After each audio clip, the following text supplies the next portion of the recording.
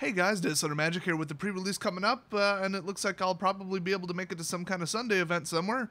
I thought, hey, why not make a video about how to do well at it? Also, I had like one request for it.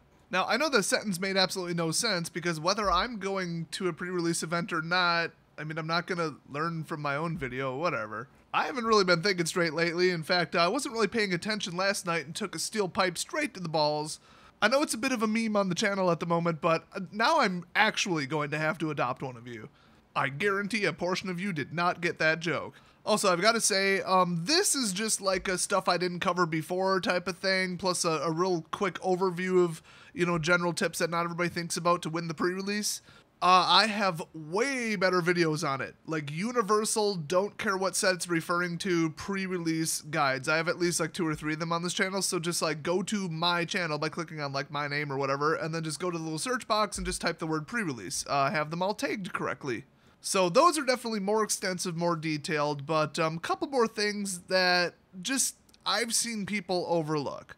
So first of all, number one tip, a lot of people mention this, pre-sleeve your lands. I mean, if you want the maximum amount of time to build your deck, just sleeve up, I think, like 9 of every color or something like that. I mean, you'd probably save yourself, like, realistically 1 to 2 minutes, which is not insignificant when you have 30 minutes to build your deck. I mean, a lot of people, they just kind of say, okay, good enough, I'll fix it later. Because you are allowed, now this is the other tip, you are allowed with a somewhat recent rule change, more like a rule clarification on Wizards' part, but you are allowed to change your deck in between rounds, like permanently. It was a very common practice to let people do that at an LGS because they'd be miserable the rest of the time if they like misread a card or just completely miscalculated building their deck. But you really, like, sparing, like I said, misreading a card, sparing that, you really should have it settled just looking at the pool. I mean, it should be pretty obvious if you've been to enough of them. But the problem is, there's really only like 4 a year. So, who the heck's been to that many? I mean, I've probably not been to more than 10-ish. So do remember to do that. And in between rounds, if you lost really, really quickly by getting absolutely blown out by somebody, it might be because they're running like a super creature-heavy, cheap speed deck. Those are always super annoying. It's right up there with an all-flying deck. Those people tend to get like color screwed though, because you almost always have to go 3 color to go all flying. There's a little bit of luck needed in the pool. Now, there are tiers of cards that are above others on pretty much everybody's list. Removal is king. It's absolutely king.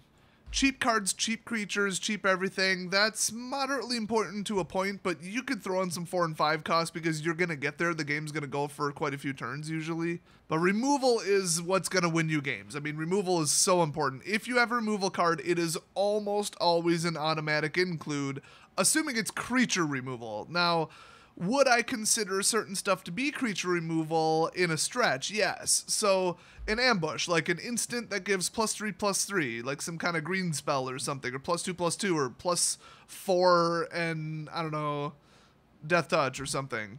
+1/+3 in reach, maybe. But it's like, if you were to cast that and then block, is it lethal? Well, if it is, and if your creature will probably survive and it's not a trade, then that is a removal spell. So I call it ambush removal. So boost spells are kind of removal, and most people are like, well, the game's gonna go on, I need a superior board state, I don't really need like a +2/+2 spell for 1 or whatever. No, you do, because if you swing with a 4/4 and they block with a 4/4 thinking, okay, let's trade, that's cool, I think I have a stronger hand, you have 1 card in hand, I have 4, and then you blast them with that, you just killed their biggest creature, and yeah, that could be a lethal board state.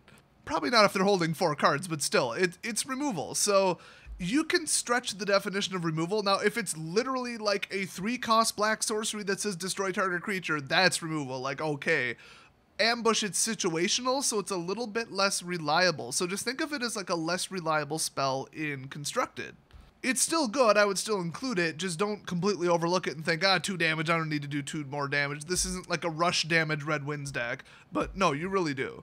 Now, I'm going to jump all over the place in this video, but the next thing that people do wrong, like just completely wrong, and I'm like the worst culprit of this, although I'm so aware of it now because I've screwed it up so many times, I almost always go blue because I look at the blue pool first because I love blue.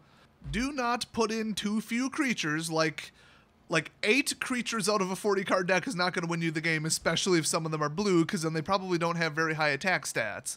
And also, even if you do put in what you would, deem to be enough creatures, like 16 out of 40, if they're all like, oh, they cost 2, they cost 3, oh, look, 1 attack, 0 attack, 2 attack, but it costs 4, that's not very good. I do consider the attack to mana ratio when eliminating an entire color.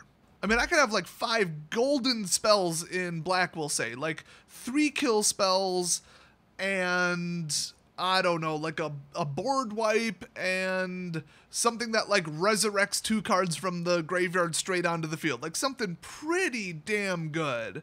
Or maybe even like a battle at the bridge kind of thing where it's like you gain X, they lose X, that kind of thing. Something that would be like an obscenely good spell and just a pile of them, but then I'll look at the creatures and say, well, first of all, this is like 2/3 spells and 1/3 creature. That's not good. Secondly, oh, look, this is a 1/3 flyer. This is a 2/2 for 3. I mean, yeah, it has death touch, but So you add it all up and say, I'm not going to do any damage, and if I'm not doing any damage, it's going to take me twice as many turns to kill them. That means they draw twice as many cards, and they have twice as many chances to come back. So all the control spells in the world, and board wipes to an extent, and individual kill spells for sure, they aren't as effective because you're not actually winning the game while you're buying yourself time. So I would go high amounts of creatures, obviously, and then removal after that, and then anything else that's considered really, really good. Now, counter spells, they're not great. I mean, if you camp on a couple of them, awesome, but you're still trading 1 card for 1 card, which isn't quite as good in, like compared to Constructed. Because in that, it's like, okay, I get what their deck is doing. It does one thing. I'm disrupting their combo. They have 1 or 2 cards that are amazing that they need to get off, like a Planeswalker, and now I know what to hold it for. No, it's just like, oh, here comes a 3/3 flyer. I guess I don't want to deal with that. And then you just trade card for card and keep the game going, except you had to spend mana. Well, okay, and they had to spend mana to cast it. So, I mean, it's at best, like, even. I mean, I guess you could take, like, an Essence Scatter and counter a 7-cost creature, and that wouldn't be so even, but it doesn't work out that great. But if I had, like, 2, I'd probably throw them in. If the creatures are strong enough, that's the thing. I'd probably put in a creature over a counter spell. Now, a kill spell is kind of like another creature, except, like, if they've got 5 creatures and you've got 5 creatures, and then you summon a 6th one, you might be able to swing, and they'll have to, like, chump and trade, chump and trade, chump and you live, chump and you live.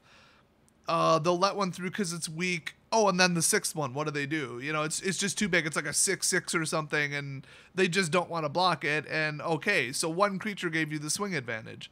That's a hell of a board state to get into. But if you have 5 and they have 5, and you take their biggest creature and blow it up, chances are you can probably swing out with your 5 because now everything's a bad matchup. Like, they'd have to double or triple block to kill anything. Now, that's just a generalization. Every board state is different, but just remember, games are a lot longer and weaker and less cohesive at the pre-release, unless people are stacking their pools and cheating, which watch for that. So combat tricks are huge because you can take a stalemate where it's, like I said, 5 creatures on their side, 5 creatures on yours. Neither one of you wants to swing because it'll just be a bunch of trades and nothing will happen. And then you got like some combat manipulation, some boosts, some ambush, some prevent all damage, or just any kind of tricks. Those are pretty good, but like I said, above all, do not add those in thinking, oh, it's going to be so great, I got so many tricks up my sleeve. Oops, I'm running 10 creatures. You're just going to have a really long game and eventually get flooded and lose. Now, the other big things are like equipment, because that's like a boost spell, except every single turn, and it's better than an enchantment because when the creature it's on dies, it falls off and you can equip it to the next creature over. So equipment is huge. I mean, it takes like some garbage little 2/2 creature, and it might make it like, I don't know, a 4/4 or something, or flying, or menace, or, whatever. Probably not in this particular pre-release, but this is in general. So it's really hard to make equipment go away. It's just gonna give you superior creatures, or I should say a superior creature. That can be single-handedly game-winning. Now, next up, I mean, you definitely want to take a look at any kind of life gain, life link, life whatever, and cantrips. Cantrips are always good. There's like 2 that are legal right now, I think, maybe 1. There's not much. Cantrips are like, here, do this, and then draw a card, like Expedite. Yeah, that was legal in, like, Origins. Okay, I'm going way back. But really, anything that even costs like 5 and says draw a card, that's kind of cool because it keeps it going, because almost every game is going to go to top decking. So card draw is huge, life gain is huge, because card advantage in general is big because both of your decks kind of suck, so the more sucky cards you can get out of the way, or the faster you can move yourself to a better card, however you want to look at that, the better. So then obviously I put scry effects in there too, those are pretty good, and then recurring triggers are always better than, you know, one and done, one hitters. Like a spell that's just like Divination. Oh, I cast it, draw 2 cards. Yay. If you have one that says like during your upkeep draw a card, yeah, put that in, because every single upkeep you're going to get a new card. You could, if it costs like 4 mana, we'll say, you could get 10 cards off that. 10 cards for 4 mana? Are you kidding me? That beats the crap out of Dragonlord's Prerogative, which is one of the like average expected good draw cards. So any kind of recurring trigger, like Pacification Array, which obviously is not in Hour of Devastation, but I'm just giving examples. So that's every single turn you can pay 2 and tap it, and then tap a target creature. Whatever you want. I mean, it's like having, trying to think of a spell. Twiddle, I guess, if you want to get ancient. It's like having Twiddle in your hand every single turn. Like your hand has 100 copies of Twiddle in it, except that Twiddle costs 1. So anything that can go off over and over and over and over and over, even if it's something really dumb like tapping, it's still over and over and over. I mean, it's going to get annoying. It's going to get pretty damn good. Now, the other thing is creatures that are durable. Anything that can come back or that you have to kill twice. So that's huge right now because of, you know, Eternalize and Embalm. Eternalize, you may think, oh, but this costs like 7 to Eternalize it. You're probably going to get there. It's like you either already won or lost the game by that turn and like whatever, or the game's dragging on. Oh, look, I dropped out a 4/4.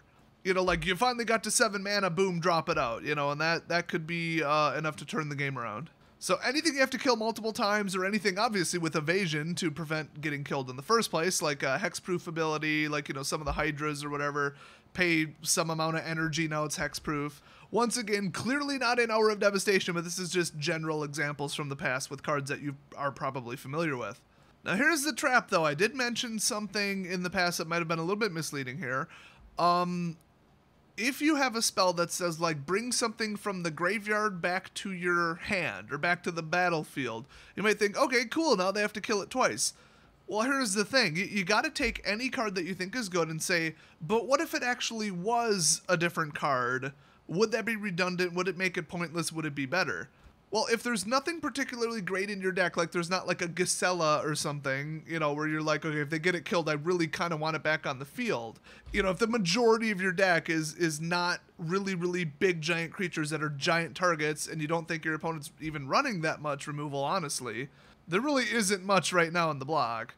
Then, you know, some kind of card that's like a Necromantic Summons or whatever, or Rise from the Grave, or, you know, whatever's big right now, I wouldn't play it, because what if you replace that card with a creature? Well, then instead of, oh, let's go get the best creature out of my graveyard and put it back in my hand, cool. Like, why not just make that spell that does that be a creature and then just drop it straight onto the battlefield? If all your creatures are, you know, nothing special or about the same power level or just whatever, you just hope that you wouldn't pull a 1/1 for 1, because you probably wouldn't, then yeah, just take the direct route and just don't put in the, oh, save one of my creatures, bring it back, like, just put another creature. So sometimes you have to stop looking at things so directly and just take a step back and say, but would this really be better? Like, in a practical sense, is this actually a good effect, a good ability, a good spell?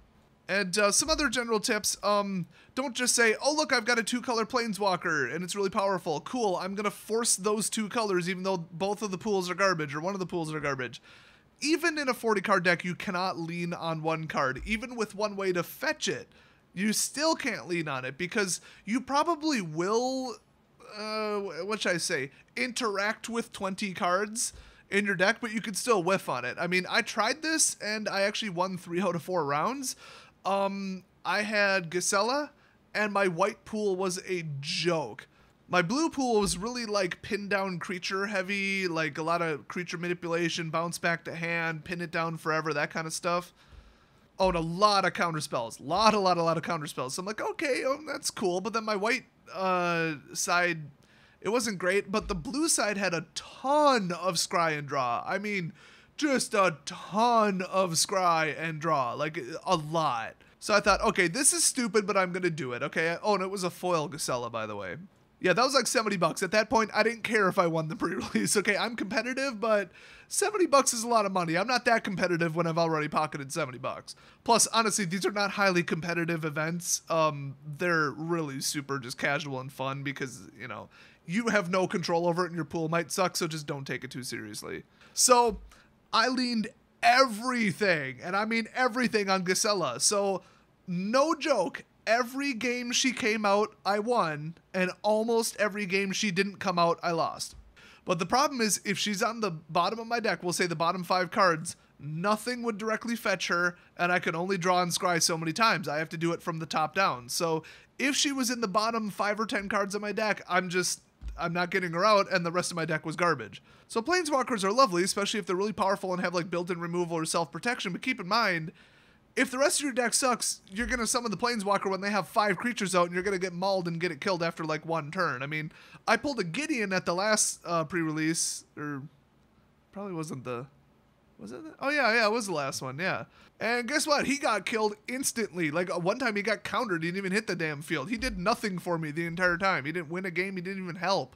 I just happened to be going white anyways, and I threw him in, knowing that he's actually not even that great in sealed.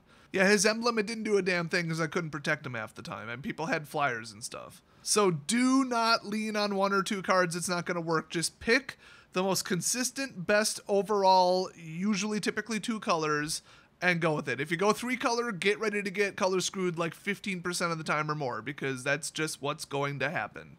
Also, last tip, do not forget, if you have a lot of double colored costs in 1 color, don't just go like, what would it be, like 8 and 8 on the lands, depending upon your average mana cost. If you've got like double white, double white, double white, double white, and then single blue, single blue, single blue across the board, I would put in 1 more plains than island. Now, I wouldn't go overboard with it because it's like, how important and how low are your blue spells? If all your blue spells cost 1 and 2, and a bunch of your white spells cost like 3 and up, okay, you really do need to get to blue in a timely manner, or your turn 1 and 2 are going to be garbage. Which, I mean, okay, you could blow your first 3 turns and still win. I mean, like I said, it's slow.